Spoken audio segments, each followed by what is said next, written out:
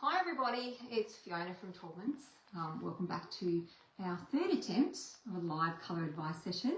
I'm hoping that we will be able to invite James into the session. I'm just going to see whether we are live and it's happening.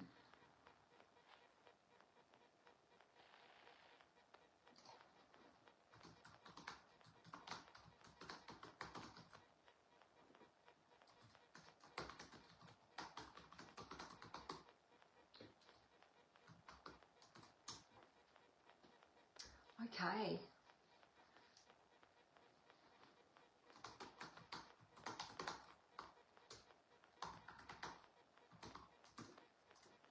Right, hopefully, third time lucky they say, hopefully we're going to be able to get our very special guest that's joining us this evening, James, on screen. So I'm just going to wait for his invitation, and while I do that, I am going to have a look at some of the questions that have come through. I can see everybody is coming back on screen. Yes, Peter, thank you very much for joining us. Third time lucky, let's hope. Okay, so I will begin. I can see people are... Hi Samantha, yeah, are we back on with James? I'm hoping, is he still hiding? I think James is hiding.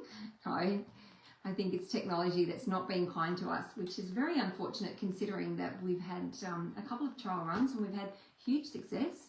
So I'm not sure what's happening this evening.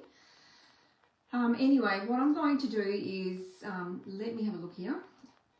Let me just answer some of these questions that have been coming through. I do have one here.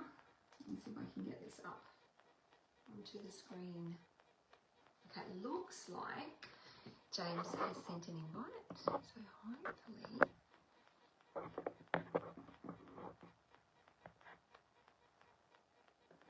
let me hope it's going to work. I hope so. I can see it says adding, but it still says adding. Let's hope so. Oh my goodness! Oh my gosh! I'm lucky. Finally. Oh, what happened? Come back, James. Let's go again. Okay, well, that just proved it did work for a moment. Let's just hope that James comes back on. That'll be fantastic. Okay. Let me just see. I hope this works. And thank you everybody for bearing with us while we've been having technical difficulties. Oh, yes. Okay. Oh. It's letting me Oh, in, but I look side on. Am I you're front on? You're front on. Don't worry. The first time When I'm watching you, I'm watching your face front on and I'm side on, which is super weird. I'm so sorry, everyone. I have been on the phone trying everything. I have no idea what's happened. So thank you for your patience.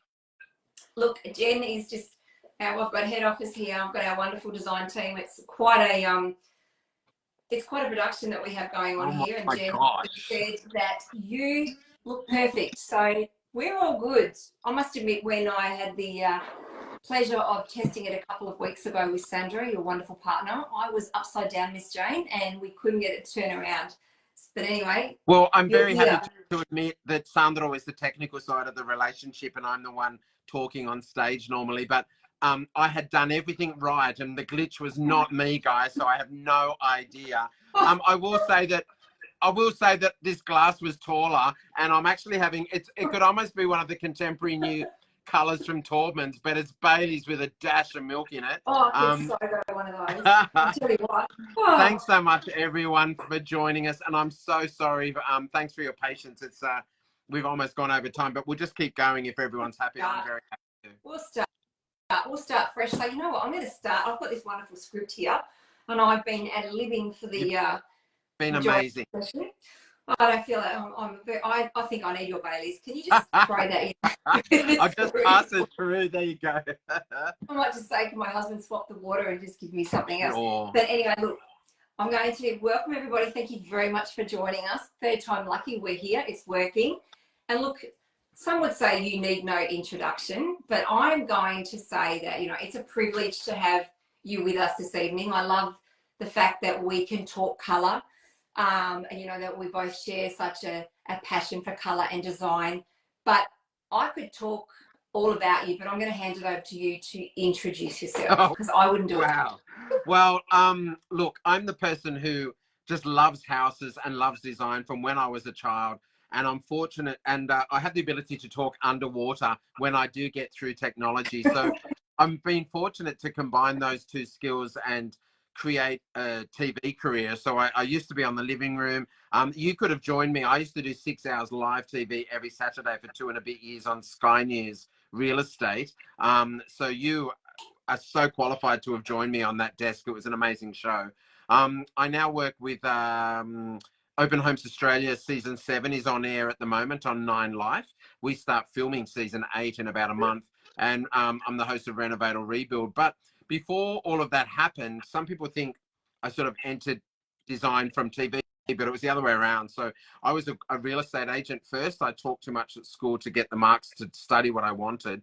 I went and became a real estate agent, and then I set off this massive arc in my life where I was a kitchen designer, a bathroom designer. I've worked with some of the largest builders in New South Wales and continue to through my own design practice. I studied Diploma of Horticulture Landscape Design, so I do love green, and I nearly went down that road. But ultimately, what I do as my job, I love communicating with people. I love transforming spaces, and color. We spoke about this just during the week, you and I, but particularly now when I've got clients, you know, I deal with some really large homes, the level of clients that I have nowadays, because I've been working for myself, my own studio, for my own design practice for 25 years.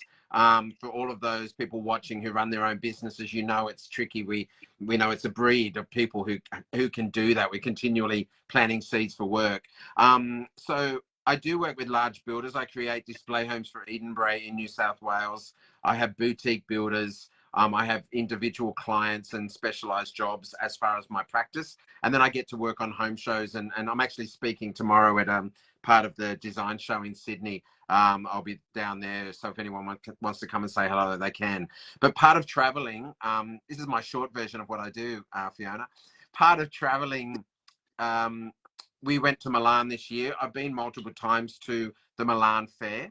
So people hear about Milan. What is it? Well, it's a beautiful city to visit all year round. But Milan is the home for the makers, the artisans in Italy. And it's actually 62 years ago this year that the Italian government invested a huge amount of effort and money to create a fair to support the makers in that part of Italy. So the leather makers, the furniture makers, the people who were creating all the things that were going in people's homes. So you also know Milan is the home of fashion, and you can see the crossover between artisans making furniture and making clothing and leather and handbags and shoes and all the rest of it. So this has evolved into the largest design fair in the world now. People come from around the world to show their wares. It's very interesting to navigate the space. The size of the event is intense. There are over 900 events outside of the main fair around the city. So to try to navigate it is insane. We did 38,000 steps in one day. So what I've done, we've got the our video is now online on my YouTube channel, so people can watch it after this if they're not sick of watching me. And it's an overview of the fair itself. And when I go there now, and I do get to, you know, speak to yourself, Taubmans and Signature Appliances, you guys were my collaborators this year, and I was excited to have you on. It enabled me to do a lot more, but I had pressure from you as well, because we were creating live reports on Instagram every day at 10 o'clock Italian time, which is exactly when all the showrooms open. So it was a real juggling act, but it was exciting. So I go there with the view of what's happening globally and how it works for us nationally. So I'm quite grounded. I go to some beautiful showrooms, but I'm not interested really, even though I walk past and see it, in the ethereal displays and the wonderful, you know, presentations and showrooms. I'm really looking for products and finishes and materials that are going to go into our homes, rather than installations, which are gorgeous to walk through and immersive and creative, but not really something that we're going to put in a home or on the outside of a home. How's So that? that's fantastic. So I've got questions here. I'm like, oops, maybe we've covered that. Let me just reread what's here. So I guess, like, as I said, like this week's our discussion is all about understanding Milano Design Week and allowing you to take us through what you experienced and realistically what it means for our market. So I'm going to start asking you, you know, what is Milano Design Week? Like, what is it? So it's the highlight of it. So there's a huge fair. I'm from Sydney, so I think of Flemington Market. So I usually say the size of the hall, it's actually in a suburb called Rho, R-H-O. You catch a train to go out. The train just goes to there and terminates and comes back. So it used to be closer in the city and it's been relocated further out because of the size of the event. So they have huge automotive shows and many events throughout the year in this massive expo location. So there is hall upon hall and there are travelators between the halls and there is a two-story gantry to walk through with travelators between each of them, and there is about 6 or 7 travelators. So it's honestly immense. If anyone's been, all the girls, you wear designer flat shoes like sand shoes, you don't wear high heels. You eat lunch at 10:30, 11 because otherwise all the meetings take place while you're eating amazing food. So it's crazy. So there's the main hall where you have setups of furniture and decor items. And then every second year they change the focus in addition to all of the furniture and decor. So this year, and then in 2 years' time, is kitchens and bathrooms, cucina and bagno, il bagno, which is bathroom in Italian. And then next year and each alternate year from then is concentrates on office and lighting. So whilst there's still office and lighting this year and there's kitchens and bathrooms next year as well, it's really every second year that they focus on that. So it's an exciting time to see the latest in information and technology and what's happening. A massive push this year, I'm going to just say, much bigger than I'd seen before. And we're feeling it in Australia here on sustainability, the story of what things are made from, how they're made, but more importantly, the circular design thinking of what happens to them at the end of their life, how they can be deconstructed and easily sent off to different avenues to be recycled. So that was exciting. But of course, with you and I, we do talk about other things when we get together, but colour is so emotive. Colour is so, it's really an emotive thing. It has such a different effect on people, how they feel. And that's why we change our clothes all the time, why we change our bedding, we change our pillows and cushions in our houses. People do it, the blokey truck driver who watches footy knows colour because he knows what teams he's going for, but he would even change things in his home because it has an effect on us.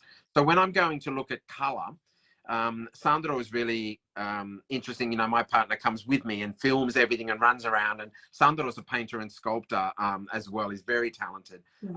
And so he really understands colour and form, even though his work is more creative and mine is far more commercial because it has to be, because people are living in it, right? So there's certain colorways, and I'd love to sort of break down what I see as the colorways. And I did take my hat off to you, Fiona, because I love working with you and talking to you, but so many of the colors that you had in the forecast for this year were really on point and on the stage. And I came back and said that to you, and I shared some of that detail with you, a few weeks ago. So if I start off with one, I'm going to call them color stories. Sure. There's sort of the distinct, there's the reddy tones, the greeny tones, the bluey tones, and a little bit of yellow, not as strong this year as it was previously. And then, of course, the neutrals. So maybe I'll start with the neutrals. I saw a couple of comments that people were asking when things were coming up, what's a popular color for a living room? And look, I use, in our own house, we had the James Border House online show that we created. The inside of my house, the skirting, architraves and walls are all crisp white. Love it. I love living with it. It's a color. If you want one color, guys, that's a white that you cannot go wrong with, use Taubmans Crisp White. It has the ability to work with warmer tones and cooler tones and not appear in any way too yellowy based or bluey based or greeny based. It's somehow almost the perfect neutral backdrop. Okay, so that is a go-to. It's going to be around, I'm going to say, forever. And when I'm with clients, I put on a design hat and a real estate hat. Here it is. The real estate hat Yeah, there you go. The real estate hat is because I look at property, is the color scheme or the finishes that we're putting together when I'm working with a client or a developer or a builder, do they suit the specification of the property? Do they suit the property's location? Are they enhancing that property? Are they making the most of the architecture? Are they going to date well? And if I sold this in 2 or 5 years, is it going to still work with the people who are buying it? So I don't want to think of us selling our homes all the time. It's not what I mean. But color can be added. You can paint a wall, but a color embedded into a kitchen joinery, I might not want a blood red kitchen. I might have a blood red feature wall and cushions because I could paint that and change it if it wasn't somebody else's taste. So in the colorways, the neutrals, they've become, this has been coming for a little while, they're definitely becoming warmer. Instead of a clean crisp white, and I'm using crisp white when I'm creating like a Hamptonsy coastal look, especially if I'm using contrast on a darker color. One of your favorite the colors that I use, it's not really well known, I don't think. It's not as common, is Akimbo. I use that quite often in the homes. It's a beautiful white that allows quite strong contrast externally, internally too, but I love it externally. But overall, the white story is getting vanilla-y. If you think of a little bit more milky, it's more neutral. It's not going as far as like buttermilk. It's not going in as far as that yellow, strong yellow cream that we had in the 90s. It's definitely, or early 80s and early 90s. It's a beautiful tone that's calmer. So if you think of finish that you're going to pebbles on the beach. If you think of beautiful travertine that you find on the streets in Rome, and the natural stones, you can see the difference with them. When you hold them separately, it's a white, it's a neutral, but when you see them against the cleaner crisp white, you do see how much more neutral it is. It's calmer. It has an effect on you internally. This is all still flowing on for everyone who really wants to understand the science behind color. And look, I speak about it. I'm on stage and then I'm in the audience listening to other people too, because there's such a science behind it. I'm a qualified color consultant. That was one of the first bits of paper I got 20 something years ago. The understanding of how color affects us is quite strong, but colors that are calmer have really come into the mainstream after COVID, because we were stuck inside. We felt isolated. We've got crazy things happening globally. If people love this guy, they can, but I'm not a big fan of Mr. Trump. I think he's revving the whole country and the world up.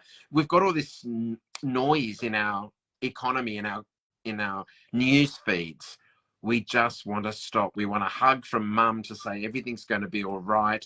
We want to sit with a hot chocolate and just remember to be nice to each other and look at that bird flying past. And isn't that nice to stop and take 5 minutes, because the world actually is filled with 99% of people are beautiful and good. And color has the ability to do that for you. So a calmer neutral scheme works internally, but there's still contrast there. So if you've got the warmer whites, it's where you'll get timbers, natural timbers are coming through. We are still in loving the blonde timbers in Australia. I'm using natural oak and those really blonde timbers all the time. But there was a very strong walnut story that's been coming through for a little while. It was more evident. So if you think of brown with a grey base, sometimes you see it in spotted gum timber as well, timber floors. That complements really well with that warmer neutral scheme.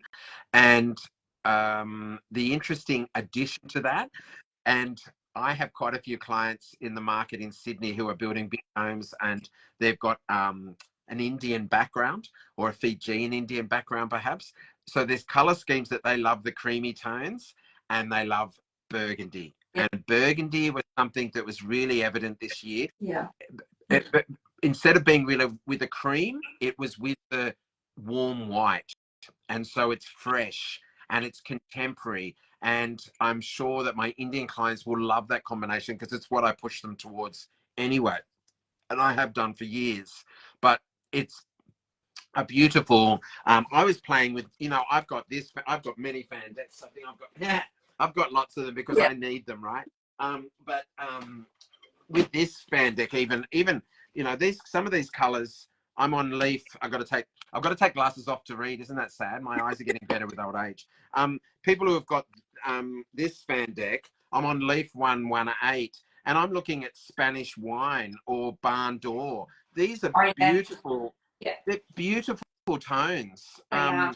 And that's all contemporary. And you put this with more of a, you know, a white scheme. I'm using a Colorbond chip because it's here, so forgive me. But if I put that with that tone, it's going to be, it's just so easy to live with, because it adds some warmth, but in a really nice tone. And it's a nice accent color. It's a play on the reds, but it's got that browny red base that a burgundy can have. So I think that was something that was really quite obvious. Even Sandro noticed that on a few stands. We normally dissect the day when we're running around and we're collapsing and our legs are falling off and we have calf muscles like soccer balls. We have spritz. So you need to watch how many times I say the word, I'm going to stop and have a spritz now in our Milan video on YouTube. It's insane. Sandro actually had to edit some out. The other story that goes well with the neutrals, just while I'm staying in that neutral, even though burgundy is really a story, are also the chocolates. So the chocolate browns are coming in. So that can be in timber or it can be in a paint color itself. Yeah. Who doesn't love chocolate? If you don't like chocolate, I don't know if I can be friends with you. I eat too much of it. So but first thing I do when I finish live session, straight to the fridge. So the chocolate can be a nice accent again with that warm and neutral. You sort of can't go wrong with that. And you can still add stronger colors with that scheme.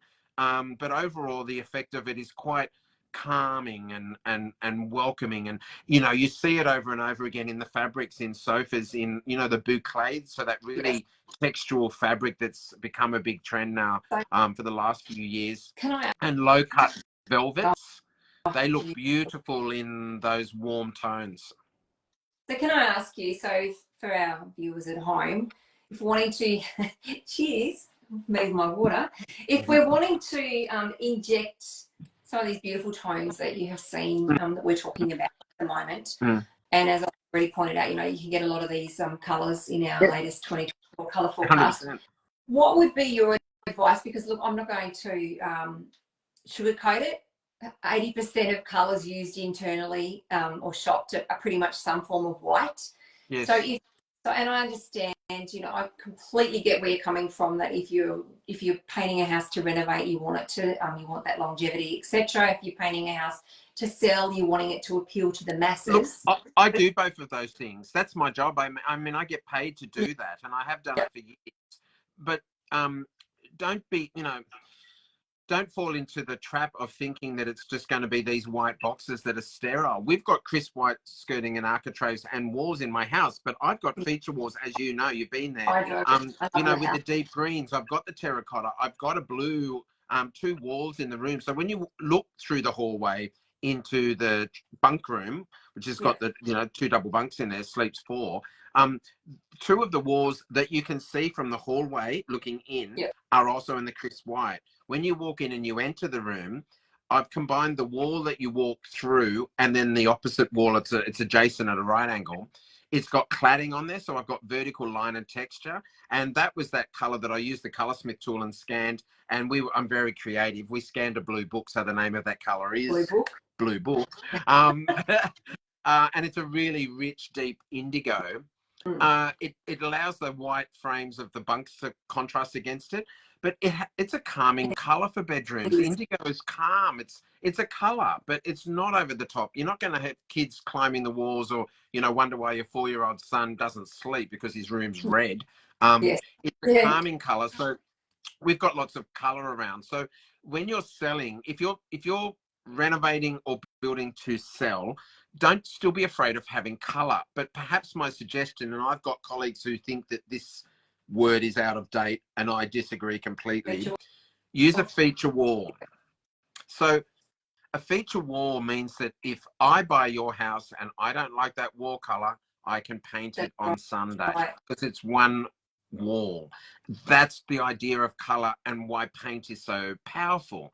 especially when you're watching budget now. It's the most cost-effective way to transform a home instant. So I'm preaching to the converted with you and probably with many people following and watching, but have fun with it and paint it. And guess what? If you stuff it up, you paint over the top of it. That's exactly Wow, right. you know, like it's paint. So of course you should do swatches. You're investing money. You know, get the sample pot, put some swatches on there. So I think that's one way. Powder rooms, I think, can be darker. I'm not afraid to walk into a powder room. I think powder rooms as an experience within the house are underrated. If you come to my house and we've been having a beautiful meal and Sandro's cooked his amazing lasagna and I just style the table and make it all look great. And then, you know, you have a few wines, and then when people go into a powder room, it's usually that moment that you have by yourself, because otherwise we're with people a lot, especially if you've got kids and partners and mothers and all the rest of it. So having a darker powder room can create a bit of ambience in there and a little bit of character. And again, that's not a big room to repaint. Yeah. Walls behind beds, especially in the master suite, are really good to add some color to. So I'm not afraid of that. Yeah. So there's still ways to add color as a feature. I've got the burgundy, I've got the chocolate. I want to, have you got questions? Are you getting people popping things up? That's good. It's all good. We're Yeah. good. There's a the couple. next story I want to go to, and it's funny that I'm noting with, this is not planned, but I've gone from the burgundy to the chocolate, which they can sit beautifully flowing together. If I come back to the burgundy and go the opposite way, it's the story of the terracottas. So I spoke to you this year. There's something that I noticed. There was almost two parallel lines of color with each of the stronger colors. So with the terracotta, we know terracotta pots, okay? It's terracotta. I actually scanned the bottom of a terracotta pot for the color in our own house. Is that my bedroom? Yes, that's the guest bedroom. Yes, it is. Yeah. We got a few people who say the same thing, but yes, it's yours. It's the scanned bottom of a terracotta, you know, the little pot that sits underneath to hold the water in. It's called a sottovaso in Italian, because I know that from Sandro. But there's the deeper terracotta, and then I want you to think of that terracotta pot that's now been bleached, sitting out in the sun for about 10 years, and it's much lighter. There was two stories in the terracotta tones. So there was a stronger, deeper terracotta. I'm going to call it fresher, if you like. And then there was the much lighter. It's not blush. It's this side of blush. So I'm going to say a more masculine version of like a blush color. But there was two. Yeah. So you can see that works really well. And even probably one shade lighter than that would also have been there too, Fiona.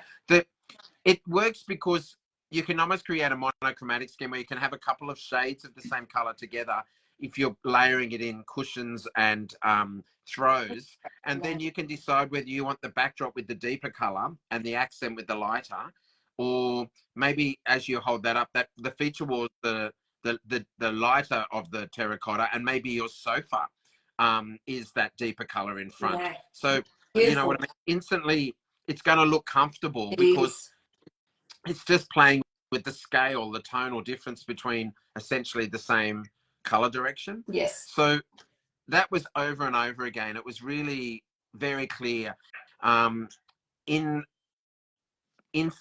finishes, in walls, in joinery, in kitchens, in ottomans, in furniture. Like, it's just everywhere. We walked into a room on the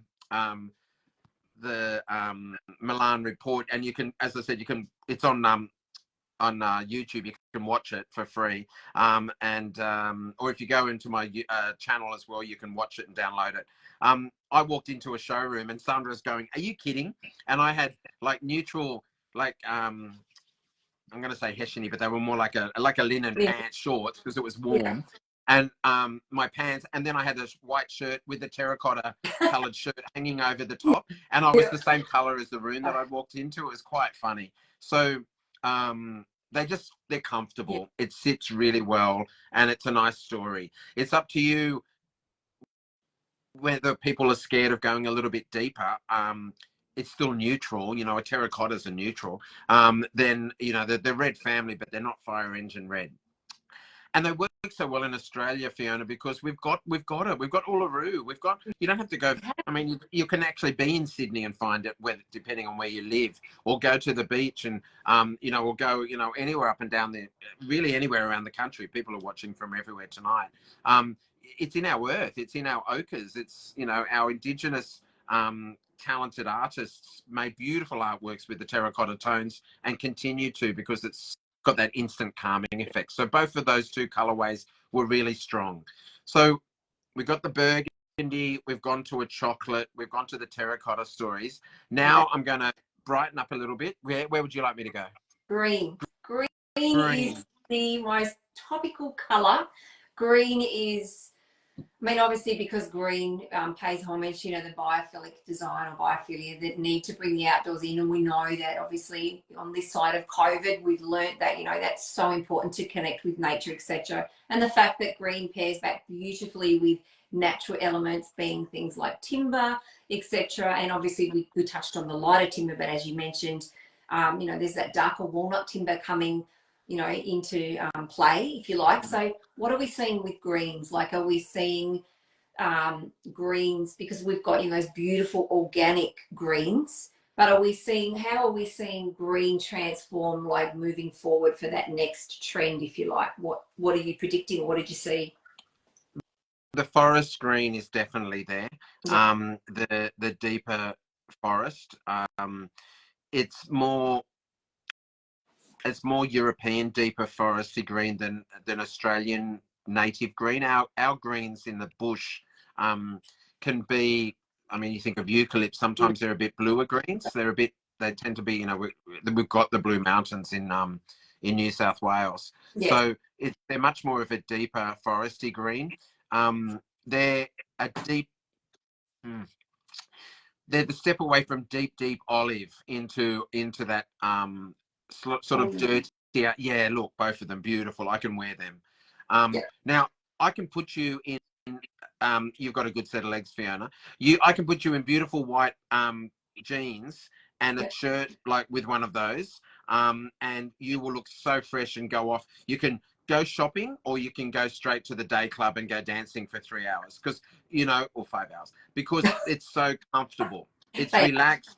People feel comfortable looking at it. You're right about the biophilia. It's become this scientific, explanation of bringing the outside in. I think Australians do that anyway. You know very well my favorite architectural style is mid-century modern, Palm Springs. Big panels of glass doors that can slide backwards and really blur the lines between am I inside the house or outside. And it works for much of the country. Some of the southern states will enjoy it more in summer than winter naturally, but double glazing these days, we can have big windows and not worry about heating and cooling. So to bring the green in is beautiful. We've got a green kitchen. We've got a colour from Polytech, which is forage, and it's such a beautiful green. And we used the colorsmith for that and came up with a whole range of greens, playing with that colour as a base. So that's definitely in. Sage, it's here. We still love it. I love it. So sagey greens are comfortable. They also work with the timbers.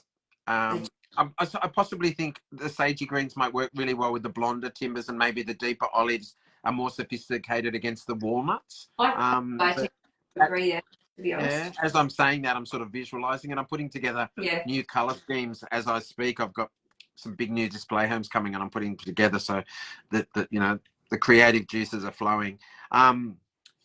The tones of the greens are really interesting. So again, there was a lighter green and a deeper green, but they're still dirtied. They're still dirtied off. So that's where that olive concept is quite nicely olivey green. If you think of olive, it's like a mangrove. If you like mangrove green, bit army green. They're grayed off greens. They're not high chroma. They're not they're not this.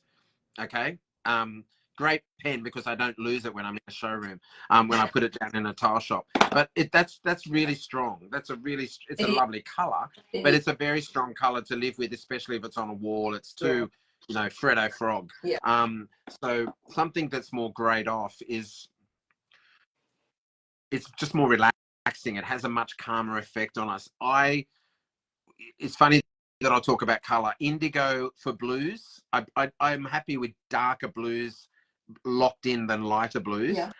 But I would definitely like, with greens, I tend to think joinery, I like deeper colours. Yes. And then you have it with the off-white trim to lighten it up. And then you can add your features on there. Now, Nicole Kidman wears green because no matter what her hair colour changes all the time, her complexion, she's a redhead. She's got reddish, red base, okay? So you put green on a redhead and they look great. Why? Because it's complementary, right? It's colours on the colour wheel, you know? So there's something natural. So when you're wanting to think, I'm going to put a colour scheme together now off the top of my head, I've got this off-white colour. I've got a bit of timber in the floor, so I've got some browns happening. I'm loving that deep terracotta, so I'm going to get a terracotta feature wall maybe in the hallway, or maybe I'm going to look through the lighter living room to a terracotta coloured dining room. What does the red colour mean? Food. McDonald's is red, right? Not as strong as that, but it's a hungry colour. So terracottas. And then I can maybe pick up that greeny colour as accent pieces in there, because green and red go really well together. So if you have green, red and off-white, you've got a colour scheme. If you go deeper with those, or complement, you know, a lighter tone of the terracotta with a lighter tone of the green, the lighter olive, I think that could equally be successful. And we're talking about colour, and obviously Taubmans creates paints, right? And well, Johnson's do the stains as well, so I'm using them as well. I just did Porterhouse yesterday, or the stain.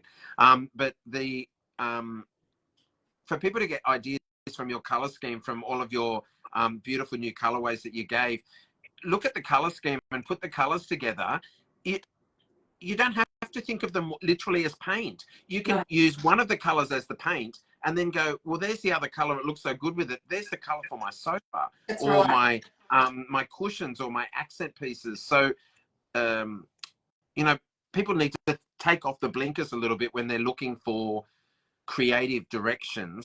I don't want people to stop using interior designers and color consultants, because that's me. But you know, for DIY jobs and doing jobs at home, be a bit creative and have a go, and don't be afraid. You know, I think it's important to be able to have a play with the colorways. I'd love to jump into the blues. I'm just aware of time, so I'm just going to get it all out, and then you can throw any questions at me. There was the two stories in the blues. Actually, I'm going to say this because I forgot to mention it.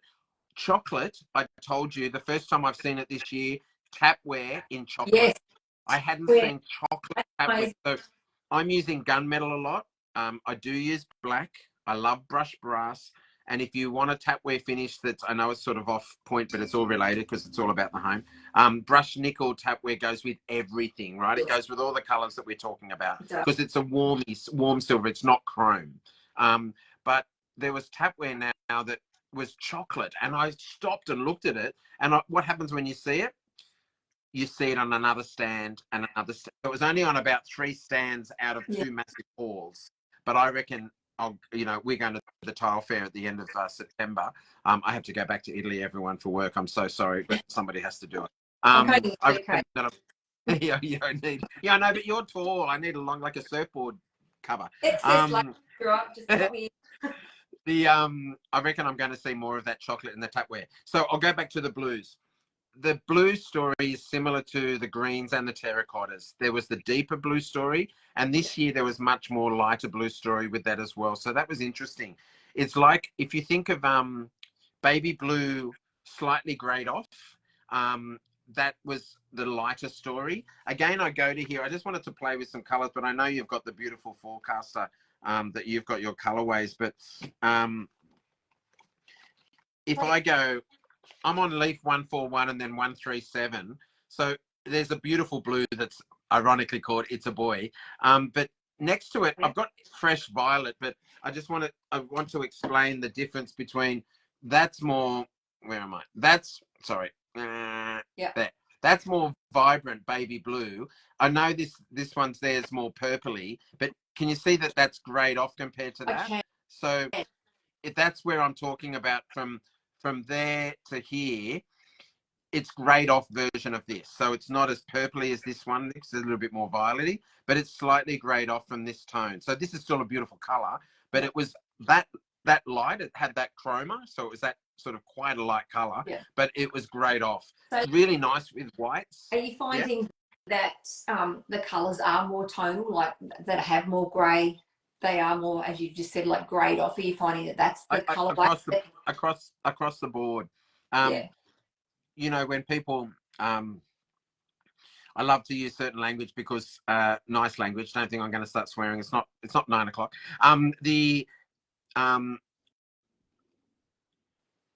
White, black, and grey are actually a tint, a shade, and a tone. Correct. So those three colors, which aren't technically not colors, they can be added to all the other colors, which helps us expand the color wheel and to create all of the colors in the rainbow that we like to use, from the primaries and the secondaries and the tertiaries. So to be able to You're looking for a color wheel. No, I don't know where mine is. I've still got a color wheel. I've still got one somewhere. I'll have it for the next time. I'll have it. I'll wear it. So the idea to be able to gray things off, it's what happens in nature. It's what happens outside. Things weather off and become acclimatized. You know, when we go to Italy, everyone, Australians love traveling to Italy. We go, my partner's from, originally from Rome, that we walk down these back alleys and streets and the paint is all worn and weathered because it's been weathered by Mother Nature over time. And now people pay money to create this paint effect on a brand new house because they love the emotive feeling of something that's worn and weathered over time. Why? Because it's emotion. It has an effect on us. And that's quite an overwhelming thing to see. And people pay money for that because of the effects on it, because we want that. Our blood pressure goes down. It's calm, right? So in general, things are grayed off. I talked about the spice market. I was using that quotation probably a couple of years ago, but I think it's still current. The colors in the spice market, because spices in many cultures, they're created from seeds or things that are ground down to be able to make a flavoring or an essence that they're going to put in food, if you like. So those things are natural elements that are being grounded down to release its flavor or its color. And so it's natural that they're going to be a more Mother Nature made color rather than a really bold, intense color that is not as common, in nature. So it's a natural color palette. That lighter blue works, and then there's the deeper blue, and it's indigo. It's a deep blue. It just works really well.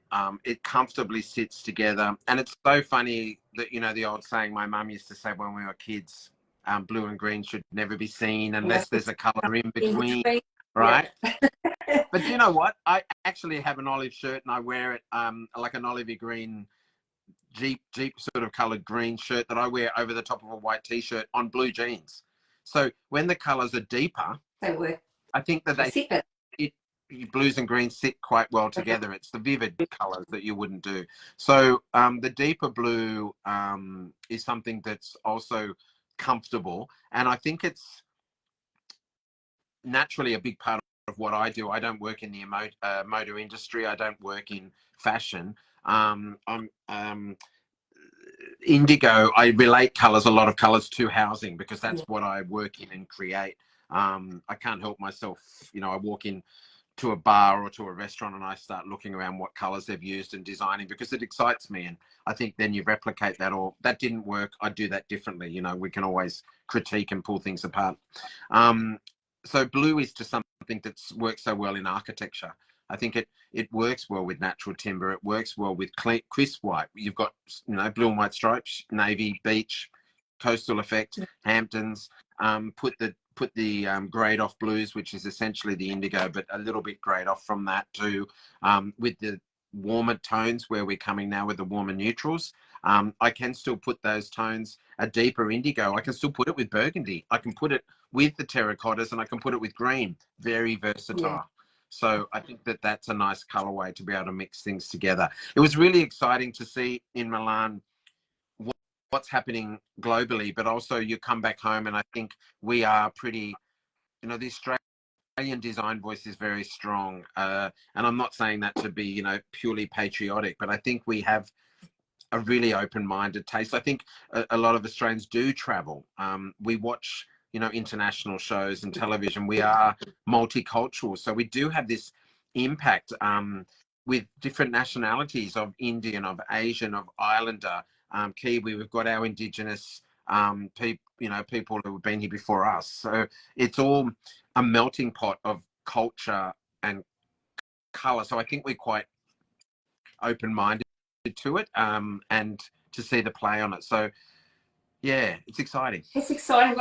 I think with what you just said, like, you really touched on something that resonates, and it's the fact that, you know, we are a very multicultural society, and everybody has, you know, color means something to each individual. And it brings it back to the fact that, you know, when you're selecting color, it's important that, I mean, you know, your home is your castle. Your home is a representation of you. So it's selecting colors. They can be on trend, they can not be found in our latest forecast, but it's what is relevant to you, and it's how it makes you feel, you know. Correct. And you know, don't shy away from a cultural background. Don't shy away from those things, but be aware of where you're using it and how you can include it, and be open-minded to be adaptable. Yes. So just as much as I can talk about an Indian client loving, you know, yellow, creamy, like buttermilk, more creamy and burgundy, my job, this is like a 10-year-old story that I'm telling, will be culturally, I like the colors, I get what you like, but can we coffee that yellow off to still keep it somehow a creamy neutral but not as yellow? And can we maybe deepen that burgundy so it's not as red, it's a little bit more towards the browns or rust colors, maybe, to make it work? It's just the same for the Greek sailor who loves blue and white, which looks outstanding in Mykonos, but doesn't look good on the front of a house in the suburbs of a national city. So maybe that blue, maybe that blue can become that deeper indigo. I think almost my jumper, and the white doesn't have to be as crisp blue and white sailing colors. They can be a little bit more slightly off, a little bit more vanilla'd. It's calmer. It is the same essence of the cultural colors. They're just adapted and adapted for our market. Adapted for the market to live in. And you know, painting a wall's easy. You and I can paint a wall on a Sunday. When you're picking the color for the whole outside of your house or the color for the whole inside of your house, that's when you need to be more careful, because it's money to change it. But to change a front door, you know, I love color on a front door. I do it a lot. We have bright yellow front doors on our house, you know that. But blues and fuchsia and avocado green in Palm Springs, the colors on the front doors were outstanding and they were fun. And if you don't like it, it's not that big a job to paint a front door, but it's harder to paint the whole house. So you just need to be aware, you know, the old rule of 60, 30, 10. So 60 is the neutral, 30 is the contrast, and 10 is the accent. And my 10% on our facade is the yellow doors. I don't have a yellow house or yellow windows or yellow roof. It would look very different if I did. So to be able to be aware even of the colors we're talking about. And yet my kitchen, the whole kitchen is green, because it's the right green. It's a deep, calmer green. It's grayed off. It's earthy. It's more natural. So before we conclude, I think I had a list of questions, but you know, have we covered them? Seamlessly covered pretty much every question. We've just rolled through it. I finally got there, but I was late. It's like the story of my life. I was notorious for finishing my assignments at 3 o'clock in the morning that they were due, and I'd be like this. My eyes would be like this. Yeah, it's exactly who I am. So I try to cover it and make it all up for it by talking faster. Sandra always says, "Don't talk faster." So I'm trying to get everything in. So I guess, and maybe we have touched on this, but I'm going to ask it again just to reiterate. So, you know, Sure. like with all of these emerging trends and the use of colour being very much on trend, which it is, we know that, like we're moving away from the white on white on white. White. Yeah. Yeah. So I guess anyone who's unsure of committing to colour, where would you suggest they start? What sort of, I know, colour family, or where would you, like, for me, I say, you know, start with greens because they're safe. And green I is the new. Yeah, So, start with green because it's not as offensive to get it wrong. I'd really grey them off. If you think of going to the nursery and grabbing some succulents, they're sort of grade off greens. That's not a bad way to look at. If you go to the shop and buy a jar of go to the deli, not the shop, buy some good olives and get the olives out and actually put them on a plate and look at the colours in there. There might be great concepts for there. Of course, you look at the Taubmans colours because you're creating colour. Your job is to play with colour and create different stories. So green is definitely an easy one. Indigo, no brainer for me. I nearly can put indigo in, I think, almost any color scheme. I think it works. Blue for boys, pink for girls, blue for everyone. it's just like putting on a pair of Levi's, isn't it? And it just goes. Correct. Yeah. So it's innate. It's something that we seem to have innate, you know. Terracotta can sometimes scare people. You know, one of my builders, I pushed the terracotta tones, and he instantly calls it. He always tells me I'm trying to push orange. So in his mind, he's scarred with orange and sees terracotta as orange, and terracotta's not orange. Okay, you can get terracottas that are ochre-y, orangey reds, I suppose, but terracotta to me is the red story, not the orange. So I push it and I put it in homes, and I've used it on walls, and look at that. Look at that. That's almost what I was wearing in Milan when I walked into this. It's so funny. So that's nutmeg. What's that colour? Nutmeg. Nutmeg. It's and beautiful. Which is, I think that this should be the colour of the year. It's Aria Ivory. So it's that warmer neutral, it's a warmer white / you know, going onto that sort of neutral side, if you like. But this, like the colours that we've been talking about. Which one's that? Which one's that one? Aria. Aria. Yeah, Aria. ARIA OVIORY. I can't even spell this time of night. I think it's leaf. Hang on. It's leaf 6. It's the second one down. You might have just made me fix my colour scheme that I'm putting together now. Yes, so nice. Beautiful. And it's really a colour that I would love to see this, you know, like this just pairs back so beautifully and so elegantly with all of the colours that we've talked about tonight. And, you know, the beautiful earthy, let me have a look here. So, you know, you're wanting to inject, so there's nutmeg, there's Albion Park, and then you pair it back again with the Aria Ivory. It's just stunning. And then you can put a cleaner white. You could put something like cotton ball up against it as well. And you've got a really easy to live with. I've even got I've got the favourites. Yeah. Because I use these. I have these in my my panic box, I call it. It's the box in the back of the car, which I have samples. So if I'm on a job and I haven't grabbed my fan deck, I've always got it there with me.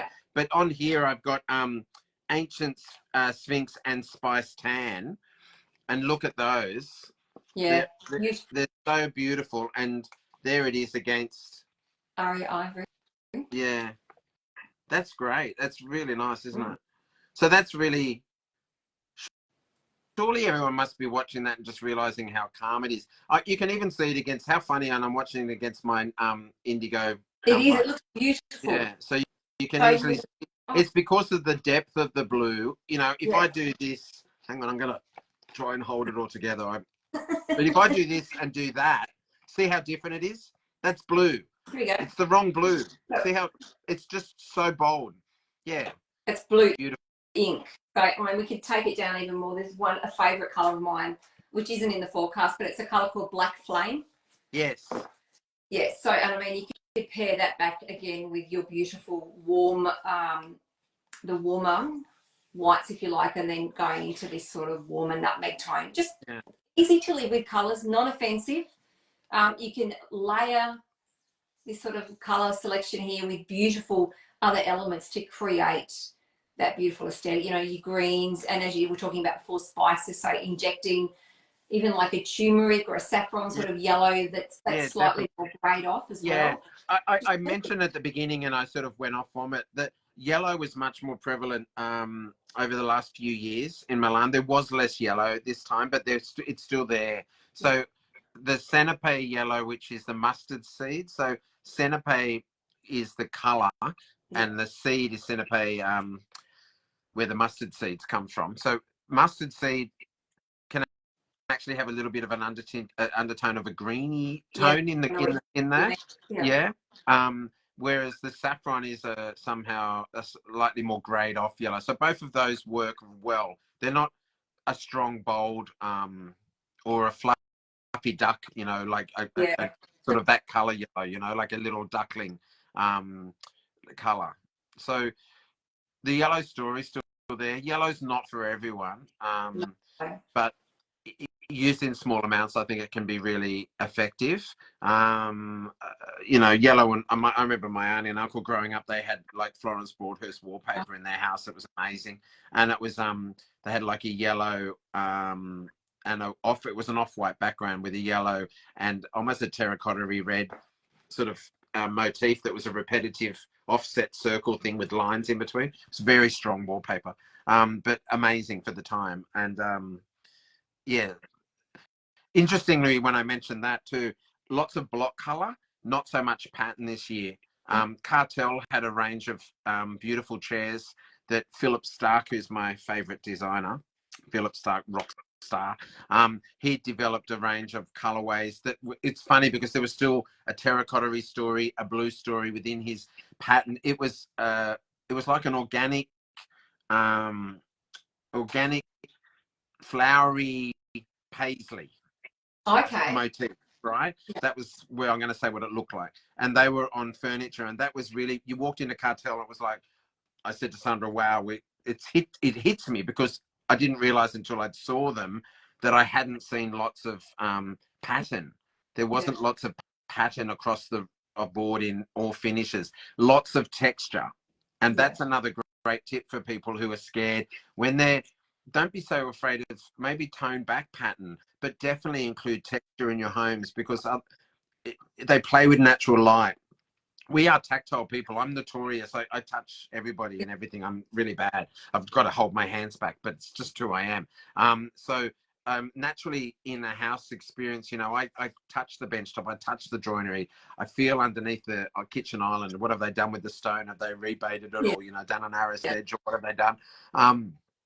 You know, brushed finishes on metallics on tapware, and timbers, like brushed finish in timber floorboards. So on that look is, you know, really important. You're seeing lots of pulled, like a polished plaster look, an Italian plaster that's a popular effect now in homes. Yeah, Venetian plaster. So that's come back. You're starting to see the advent little jobs here and there with like a micro cement concept too, where it's getting the textured finish, and it's allowing for those matte colors. And that matte color naturally dulls the color. Like in a matte finish, it's not a gloss, so it's easier to absorb. It's calmer. Yeah. So we do have, just quickly, I'm just going to revert to some questions very quickly. So we've had somebody. Thanks everyone for staying and your patience at the beginning. I appreciate it. Thank you. We've had somebody just asking if you can please repeat the 60, 30, 10. Can you just repeat that again? So this is old color, the rules of color. So yes, it adds up to 100, of course, 100%. So it's 60, 30, and 10. So when I rattle that off quickly, and because I talk to my clients like this, I use the adage, you know, give the man a fish and he'll eat for a day, teach him how to fish, he'll eat forever. So I love that somebody's asked that. Thank you, whoever asked it. So if you can picture your like a lounge room, a living room, or inside a house, okay? So your 60% is all of your main walls. That's the the off-white, the new neutrals that we're looking at. And it's calm. It works really well. In a color scheme, the 30% might be the timber floors. It might be the tile. So in all, that's what you've got. And then your 10% might be the accent color. Now, of course, in a house overlaid, you're going to have sofas and rugs and artworks. Okay. So you've got to be a little bit open-minded with this. But as a rule, the 10% is the accent. It's the stronger color. So depending on how you're going with your volume, the stronger color can be the 30%. The 10% might be white. It might be black. It might be gray.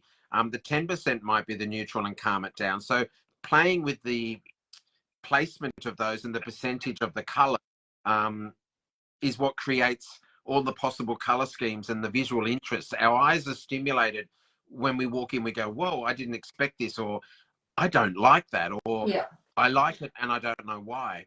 So as a rule, the person who's asking, I'm going to go on the limb, but I don't think it's too crazy. As a safe way to go with a color scheme, if you do if you do that 60, 30, 10, you're going to be safer until you get your training wheels off, getting more comfortable with playing with color or putting things together, than going for the terracotta or the indigo or the green or the stronger colors as the 30, or definitely as the 60. Yeah. No, I'm with you 100%. So of course you can do it, because you think now, walking into that powder room concept, the 10% might be the white. It might be a white basin and a white toilet, right? The 60% might be that terracotta color, and I have painted all the walls and the ceiling in that terracotta. I've got a beautiful mirror and a timber piece of joinery, and maybe that's my 30% is the timber. And I've got some travertine tiles on the floor, which are a bit creamy. And all of a sudden you're sitting in there at the toilet, staring at the vanity, having a great old time, thinking, why aren't I doing my Sudoku? I'm actually looking around the room. Isn't this an amazing space? So it can be dark and moody, but to have the whole house in that dark color, we stayed in a place like that in Marrakesh, very much the colors of Marrakesh, right? The colors of Uluru and the ochres of Australia. And the whole place was quite dark because it was made from earth. The walls were super thick and wide. They were just all rammed earth, because I just don't think it rains there. They get water up from under, like a spring. So they were those colors of Uluru. But there it culturally made sense. And you've got smaller windows because you're keeping out like 45 degrees of heat every day, So it made sense. But I hope that makes sense to people. Well, Samantha has said, thank you for answering 60, 30, 10. You're 100% awesome. So there you go. Yeah. And look, I use 60, 30, 10 all the time. I think it's a great design rule, and it certainly helps when you're looking at putting colours and getting that weight of colour correct to create that, perfect aesthetic. People understand when there's rules, right? We do have rules. We do there is a science behind putting things together. If I want to sound like a bit of a prat, and I hope I don't, I get paid quite good money to create homes. There's a science and there's rules that I put together when I'm creating display homes. There's a reason why there's a color at the front of the house, and you've seen it, you digest it, and then you walk into another room and it's there. So your brain has seen it already and you see it again. There's a lot of reasons why I'm making decisions, but I didn't just, I'm not a prodigy. I didn't go, and the clouds moved and I knew what to do. I've done this because I've been doing it for a long time, and I did baby steps and I learned. And I remember that my color teacher talking about this 60, 30, 10. My dad used to, built our house for 30 years. Tradesmen take a long time to finish houses. So he was lucky. Yeah. So experience, play, you ride the bike, you're going to get better at it the more you ride it, Right. So have a go, and paint can be changed, and you don't have to necessarily be doing the physical work. Go to display homes, go to showrooms, go to new restaurants and bars that have opened, and just always go to the bathroom, because they usually get excited with tiles and finishes and tapware, and get inspired by what you look at. It's very, very true. So I've got one more question. So what about textures like wood paneling? Like, is that still popular? 100%. So I've gone more into color today. So texture is very much in. without wanting to mention another brand, but I'm just doing it because it's another Aussie brand. It's WeatherTech. So I'm using I love cladding. I think a most cost-effective way to transform space, I've talked about color. Second would be cladding, because you can stick cladding on top of a wall, and then I can play and I can get vertical. You think of weatherboard homes, it's horizontal. So adding that texture, even a white on white scheme that's all white, white, white, as long as there's texture which is created by paneling, whether it's a V groove, a batten and board, a hit and miss. What was interesting in the paneling side of things was there was the regular story. So you're getting thin, channel lines. You're getting more of a V groove board, like in a Queenslander type home. That's not a new story. It's been around for a little while, but there's new versions of it. A new take on that now is more syncopated. I find myself calling it. So instead of there being a repetition, there's 65 mil gaps, bang, bang, bang. That's like music, right? It's the beat, like rock and roll. Jazz is da da da da da da da da da. It's like it's irregular. So Sandra hates it. But if you think of that in a musical note, the lines then they're more da da da da da da da. They're off, so they're all vertical. There's no waves in them, because that would start to get really visually noisy. But they're syncopated, they're offset. That was on joinery, on fronts of vanities, on furniture, on feature walls. So that's quite interesting to see as well, the play on vertical or horizontal. I like vertical. It's really good for outside because the dust falls off it. Dust sits on horizontal lines. Very true. So whoever asked that, it's a great pickup. And I mentioned this in the video, and also online on my on the picture book that you can download. So you can go on my socials and see that and get those. It's all for free, just to be able to download. I like to share the information because, you know what, there's some damn ugly houses around Australia. I'm happy if we all get rid of them and lock them down. And I don't want the whole suburb to be white on white, and I don't want the whole suburb to be terracotta. Like, it's not about that. It's important that you have personality and a point of difference, because there's so many versions of how we can play with things and put them together, but there are some bad choices. There's a lot of bad choices. Keeps us going. So I've just been asked, is VJ still okay? Yeah, 100%. Yeah, I love it. I think it's a bit timeless. I think it works really well in Australian homes. I love it. I love it on, I've actually just had a renovation work that I was doing. It's a raked ceiling. So they're doing they've done work on that. The house is not that old, but it looks bland because the raked ceiling, so you think of that high pitch, it's all gyprock, and they're trying to add texture to the home because it's a bit bland. So by lining the V groove on the underneath of that, all you're doing is adding lines. It can still all be in white because it's a ceiling. It's probably going to be an off-white, that one, because I'll run the walls and the same, because it's quite a big room, so it can have a little, it's not dark, but it can go a little shade darker. So definitely Queens, the V groove's great. I love a batten. I love a shallower, a tighter form myself. I like that play. And there's also there's the concave convex. There's the scallop look, so curves. So there's a bit of play on that. That's a little bit Hollywood glamour, a little bit 50s. The curves. Fantastic. I love it. Hey. Really, it's really prominent in kitchens and island benches and things like that. You see a lot of. We've got curves on we've got ribbing on our kitchen. I always say when there's curves and textures, I put my hands on it and I go, oh, that's Braille for beautiful. I love it. It's the same joke that I use every time, so it's nothing new. So before we wrap it up, give me your top white. Come on, I'm going to just start throwing it at you. I know what it's going to be. Give me a top white. Well, no, someone out there.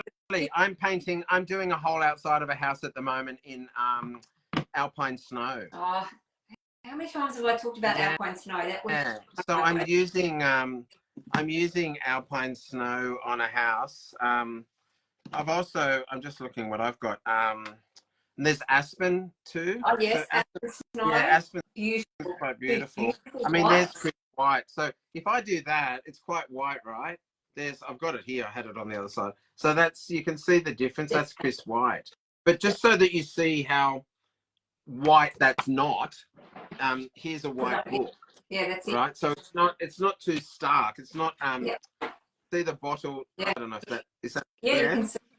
So it's not, you know, it's not Hollywood teeth white.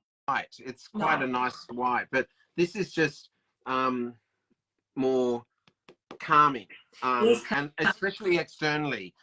People get, if you paint a house white outside, people will be crashing their cars as they drive past because of the glare. Like a white that you don't, people forget that, you know, two to three shades deeper outside, even in whites, than you do inside, because the light's different. That's right. You know, if you've got it, there's whole conversations. We're giving away all of our cards. There's lots more to come. There is. Look, you know, look, we could keep talking. Is your Bailey's finished yet? No, I've been teetering. I haven't actually had a bottle there and topping it up. I've been calm. Look, it's exciting to talk about it because it's possibilities. And for people who have been here and engaged, we thank you so much for your patience, because it's a bugger when things don't work when you want to try. And it is what it is. It's a good saying that we use in TV. But we value you. Thank you so much for watching, everyone. I really do value your time. Like, time's the most expensive asset that I have the least of.